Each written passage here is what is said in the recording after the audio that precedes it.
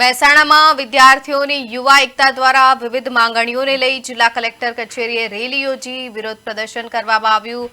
વિદ્યાર્થીઓ સૂત્રોચ્ચાર સાથે શહેરમાં રેલી કાઢી જિલ્લા કલેક્ટરને આવેદનપત્ર પાઠવ્યું હતું। સમગ્ર કાર્યક્રમ દરમિયાન કાયદો અને વ્યવસ્થા જળવાઈ રહે તે માટે પોલીસની ચુસ્ત બંદોબસ્ત ગોઠવવામાં આવ્યું। વિદ્યાર્થીઓએ સોનમ વાંગચુકના સમર્થનમાં અવાજ ઉઠાવતા કેન્દ્રીય શિક્ષણ મંત્રીના રાજીનામાની માંગ કરી હતી।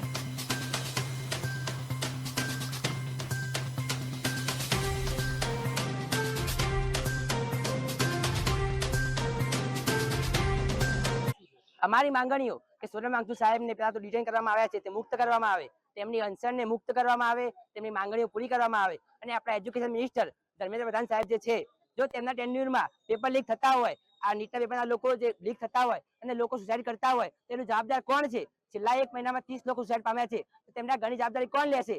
તો આ જવાબદારી માટે અમે સાહેબનું રાજીનામું માંગીએ છીએ અને આ રાજીનામા માટે દિલ્હીમાં, ગાંધીનગરમાં બધી જ અમે જવા માટે તૈયાર ઓફ એજ્યુકેશન અત્યારે ચાલી રહ્યું છે।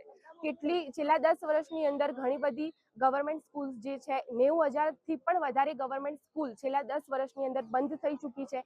એના સામે એટલી જ પ્રાઇવેટ સ્કૂલો ચાલુ થઈ રહી છે। તો આ જેટલી પણ વસ્તુઓ છે એજ્યુકેશન સિસ્ટમની અંદર એ બધી જ બંધ થવી જોઈએ। એટલે પહેલા જો એજ્યુકેશન મિનિસ્ટરથી કામ ના થતું હોય તો પહેલા તો એમનું રાજીનામું આપો। CJP નો અત્યારે જે પ્રોટેસ્ટ અત્યારે જંતર મંતર ઉપર થઈ રહ્યો છે, સોનમ વાંગચુકની અંદર હંગર સ્ટ્રાઇક જે અત્યારે ચાલી રહી છે, એમની જેટલી પણ ડિમાન્ડ છે એ બધી જ તમે પૂરી કરો, બસ એના સિવાય અમારે બીજું કંઈ જ નથી।